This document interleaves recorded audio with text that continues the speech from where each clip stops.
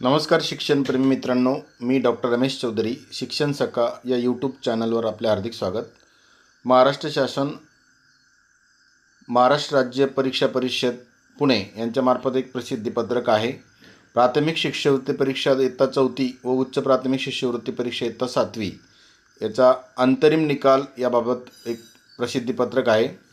26 April 2026च्या परीक्षेच्या दृष्टीने हा निकाल आहे. महाराष्ट्र राज्य परीक्षा परिषदेमार्फत दिनांक 26 एप्रिल 2026 रोजी प्राथमिक शिष्यवृत्ती परीक्षा इयत्ता 4थी आणि उच्च प्राथमिक शिष्यवृत्ती परीक्षा इयत्ता 7वी चा अंतरिम निकाल दिनांक 25 जुलै 2026 रोजी वेबसाईटवर परिषदेच्या करण्यात आलेला आहे.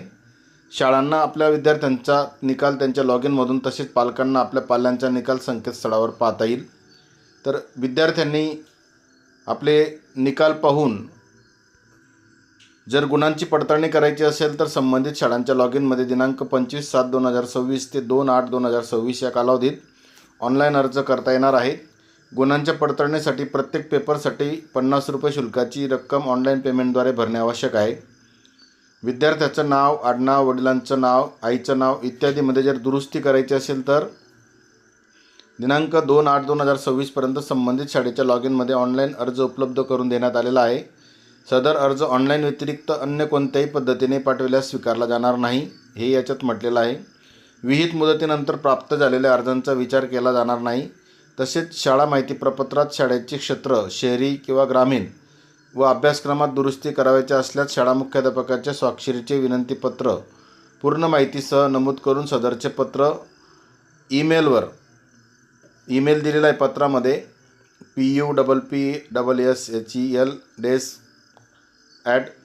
puppsel@gmail.com या वेबसाईटवर 2/8/2026 पर्यंत पाठवणं आवश्यक आहे. म्हणजे काही विद्यार्थ्यांना याबाबतीत जर काही दुरुस्ती करायची असेल तर तीसुद्धा संधी आहे. आईचं नाव असेल, वडिलांचं नाव असेल, आडनाव असेल किंवा शहरी किंवा ग्रामीण भाग हे सुद्धा आपल्याला चेंज करता येऊ शकतं. तर विहित मुदतीत आवश्यक शुल्कासह ऑनलाईन प्राप्त आलेल्या अर्जांचा गुणपडताळणीचा निर्णय संबंधित शाळेच्या लॉग इनमध्ये अर्ज प्राप्त झाल्यानंतर 30 दिवसापर्यंत कळविण्यात येईल. विहित मुदतीत ऑनलाईन आलेले अर्जच गुणपडताळणीसाठी विचारात घेण्यात येतील आणि त्यांचाच अंतिम निकाल आणि गुणवत्ता यादीसुद्धा प्रसिद्ध करण्यात येणार आहे. अतिशय महत्त्वपूर्ण असे प्रसिद्धी निवेदन आहे. कालपासून निकाल लागल्यानंतर अनेक शिक्षक पालकांनी निकाल पाहिला आहे. निकालाबद्दल बऱ्याचशा शिक्षकांमध्ये समाधान आहे.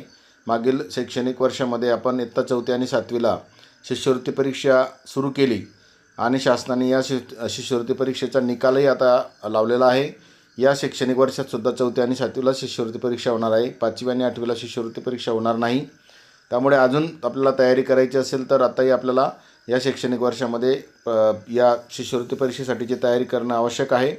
या निकालामध्ये जर काही आपल्याला दुरुस्ती करायची असतील किंवा गुणपडताळणी करायची असेल तर ते सुद्धा आपल्याला 2/8/2026 पर्यंत करता येणार आहे.